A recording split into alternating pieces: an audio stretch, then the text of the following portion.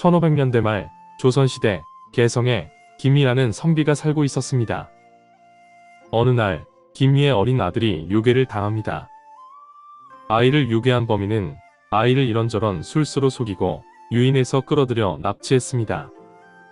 그리고는 언덕과 비탈을 넘어서 깊은 산속으로 아이를 데려갔습니다. 그곳에서 범인은 아이를 어느 캄캄한 바위굴 속에 가둬두었습니다.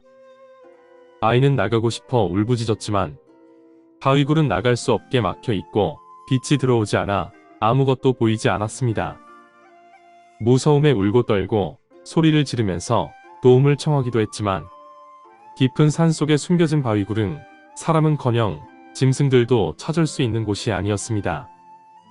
아무것도 보이지 않는 캄캄한 어둠 속에서 혼자서 한참을 그렇게 두려움에 떨던 아이는 계속해서 몸부림을 치다 지치게 되고 점차 배고픔을 느끼게 되었습니다.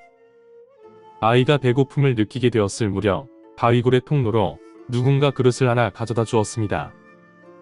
그릇 안에는 달콤한 식혜와 비슷한 죽 같은 것이 들어 있었습니다.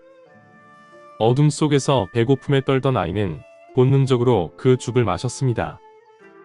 그렇게 아이는 아무것도 보이지 않는 동굴 속에 갇혀서 사는 생활이 시작되었습니다. 주변에는 아무도 없고 아이가 보고 들을 수 있는 것도 아무것도 없었습니다. 매일 아이에게는 그저 목숨을 부지할 수 있는 음식 그릇 하나가 들어왔다가 나갈 뿐이었습니다. 날씨가 너무 추워서 견디기 어려운 날에는 풀을 엮어 만든 이불 같은 것이 들어오는 변화가 있을 뿐 아이는 캄캄한 어둠 속에서 말 한마디, 빛 한 줄기 보지 못하고 갇힌 채로 계속 매일을 지냈습니다. 그런 날들이 끝없이 계속되었습니다.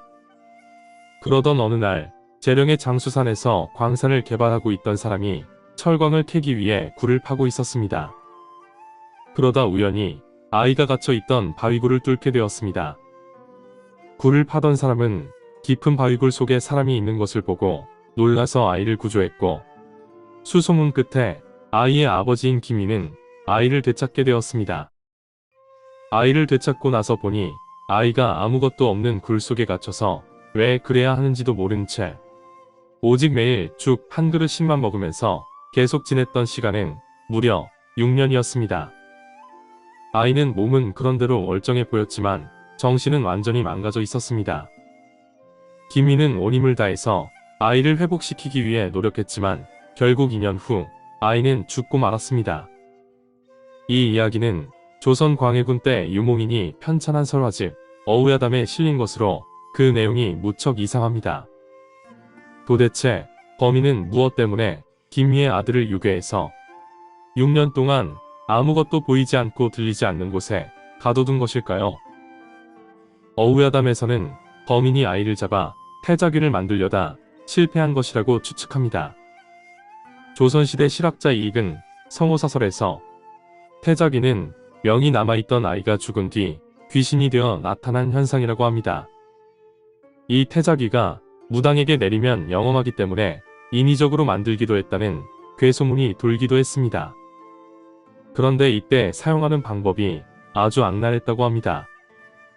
예를 들어 무당이 아이를 데려와 좁고 햇빛이 닿지 않는 곳에 가두어 며칠을 굶깁니다.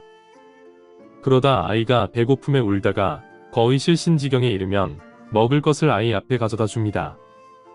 아이가 힘이 없음에도 음식을 먹기 위해 손을 내밀면 그 손을 잘라 아이의 넋을 손에 봉인하고 시체는 48조각으로 잘라 태워 버립니다.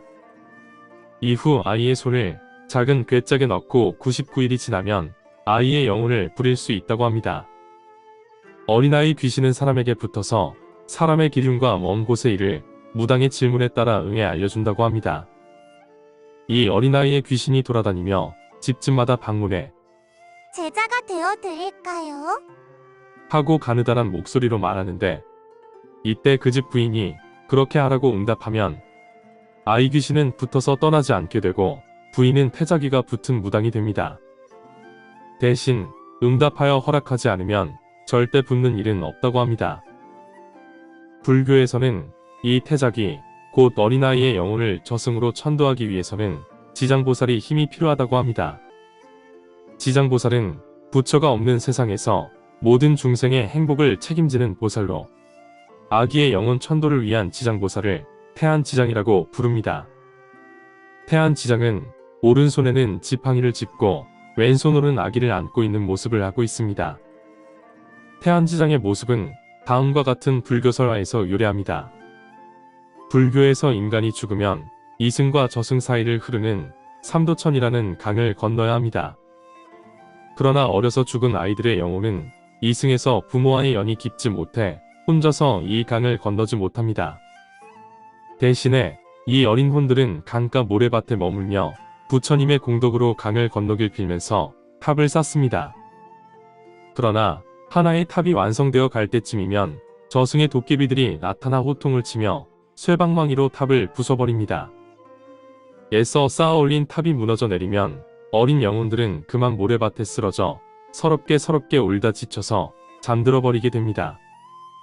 그때 지장보살이 눈물을 흘리며 나타나서 옷자락으로 어린 영혼을 감싸 안으며 오늘부터는 나를 어머니라고 불러라 하면서 삼도천을 건네준다고 합니다.